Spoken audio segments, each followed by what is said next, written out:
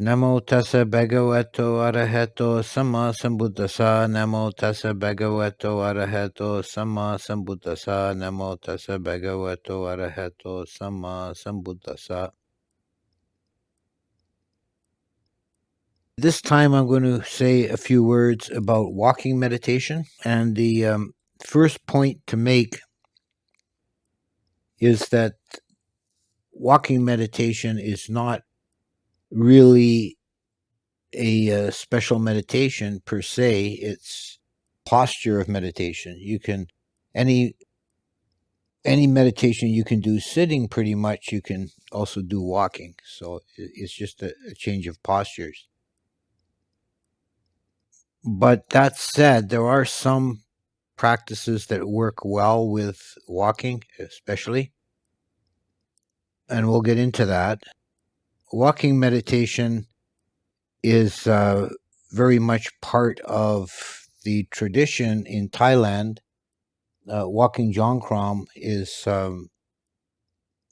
really a basic part of a monk's practice. Every kuti will have a walking path outside, beaten earth, often raised in a wooden frame as part of the equipment. The Buddha praised walking meditation, saying that samadhi built up while walking lasts a long time. So this is because I think that it's a little bit more difficult to develop the samadhi because there's somewhat more distraction while walking. But then if you take that samadhi built up while walking and take it into the sitting posture, your sit will be that much stronger. So I often recommend that a good practice is to do some walking first before sitting. Now, so if you're doing a extended period of meditation in a day, to start with a walk, then a sit, then a walk, then a sit. And it's also very important to make the transition from walking to sitting as mindful and smooth as possible. Not to just suddenly stop and flop down, but very mindfully change postures. Mindfulness while changing postures is something that is especially powerful.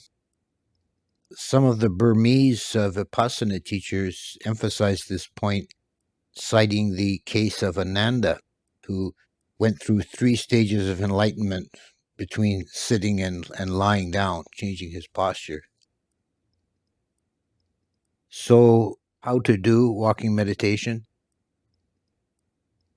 Walking meditation is not going for a stroll. It's not taking a break. It's an integral part of the practice. You can do it indoors, but it's better usually to do it outdoors if the weather conditions allow.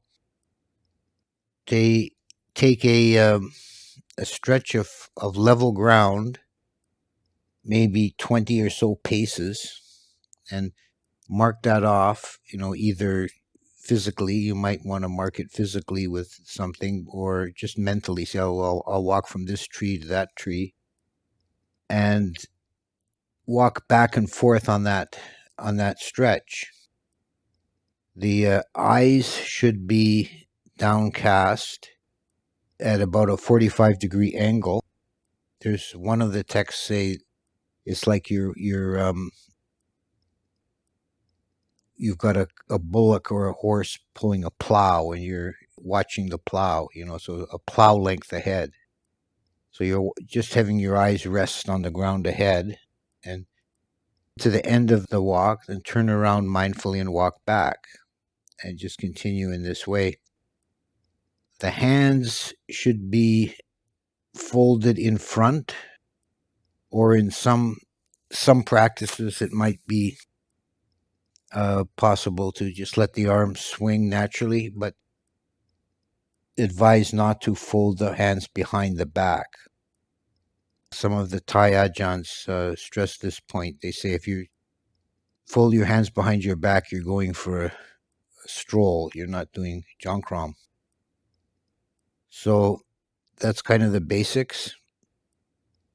Now, as to particular methods or techniques associated with walking meditation, in the Mahasi Sayadaw meditation tradition, Vipassana meditation, it's advised to walk very slowly and pay attention to the sensations on the sole of the feet.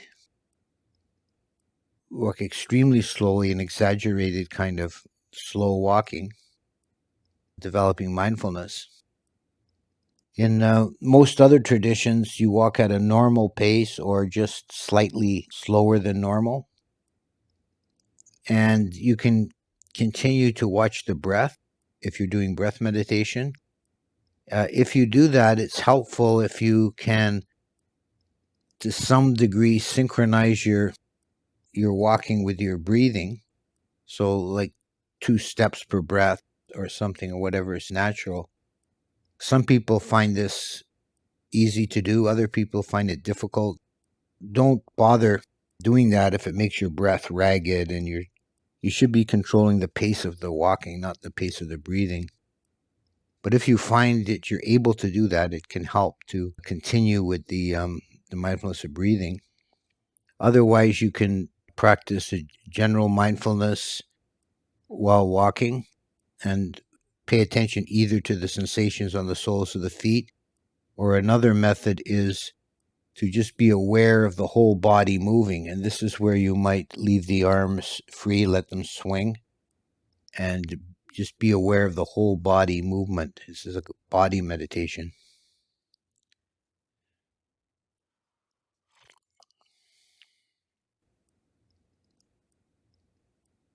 One particular practice that is associated with or is based on walking meditation is found in the commentary to the Satipatthana Sutta. It's walking with mindfulness of the elements, 4 elements: earth, air, fire, water. And you do it in this way. When you raise the foot, that's fire element. So energizing, you're lifting up your foot. Then you move it forward through space. That's the air element, because that's the element of motion. And then you let it flow down to the ground. That's water element. Then you press your foot into the ground. That's earth element. And then you repeat it with the other foot. Fire, air, water, earth. Raising, moving, placing, and pressing. That's a very good practice for quieting a busy mind, because you have to keep your mind engaged to keep track of where you are in the walking. And many people who have tried this report that it's a very good way of settling the mind.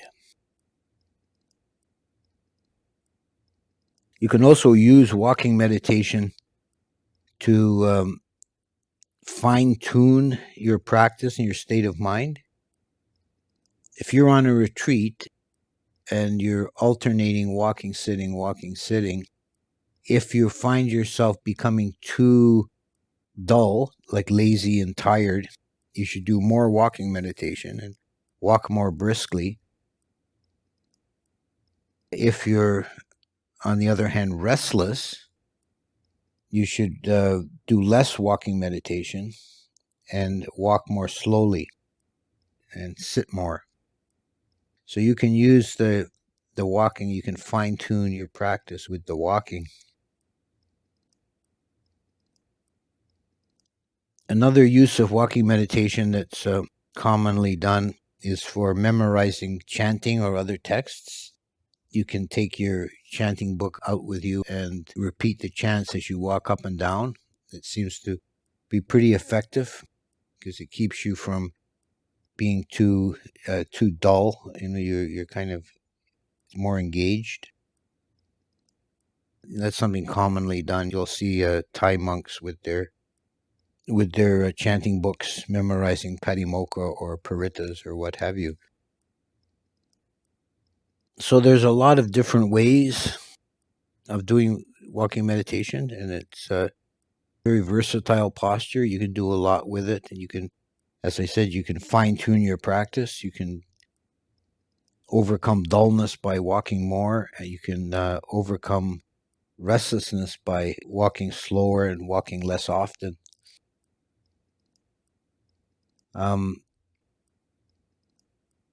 So before I finish, I'd like to say a few words about the posture in general. This walking, as I said at the outset, is one of the postures of meditation. There are 4 classic postures of meditation: sitting, walking, standing, and lying down. Sitting and walking are the 2 that are most often done. Sitting posture, the important detail is keeping your back straight. If you can sit cross-legged, that's good because it's a stable base, but don't if you have trouble with your knees or your ankles, you may not be able to do that. But however you sit, it's good to keep the back straight. So if you're sitting in a chair, for example, it works best if it's a straight back chair, not like an easy chair. And to keep the back straight, if you put some cushion or a rolled up towel or something behind your lower back above the hips, so that there's support in the lower back, but the shoulders are not supported. That's a good tip for maintaining proper posture in a chair. Standing meditation is a good alternate for sitting. If you're stiff from sitting, or if you're having difficulties in one way or another, you're maybe too sleepy or your body's getting sore, you can switch it out with standing. So you just stand with your feet a little bit apart and the arms at the side, and continue with your practice in that form.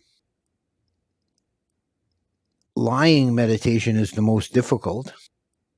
The only time it's really useful is when you're going to sleep, when you intend to go to sleep anyway, and you want to continue your practice into the sleep states. You can do that lying down. But it's so difficult not to fall asleep lying that it's not really recommended to do it very much otherwise.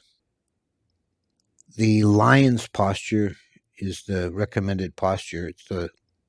You'll see it in statues of the Buddha in the Mahaparinibbana position, lying on the right side with the head propped up with the right hand with the elbow resting on the ground or the bedding. If you do this, if you try this, you'll find it's difficult to maintain for very long. It puts a lot of stress on the wrist. But the only other use for lying meditation is as an occasional short, 10 or 15 minutes if you need to rest the body without breaking your practice. So just to conclude, let's say that walking meditation is not to be considered unimportant. It's an integral part of the practice, and it's not a break or a disruption of the practice. It's a continuation of the practice in a different posture, and it can be a very powerful way of developing the meditation.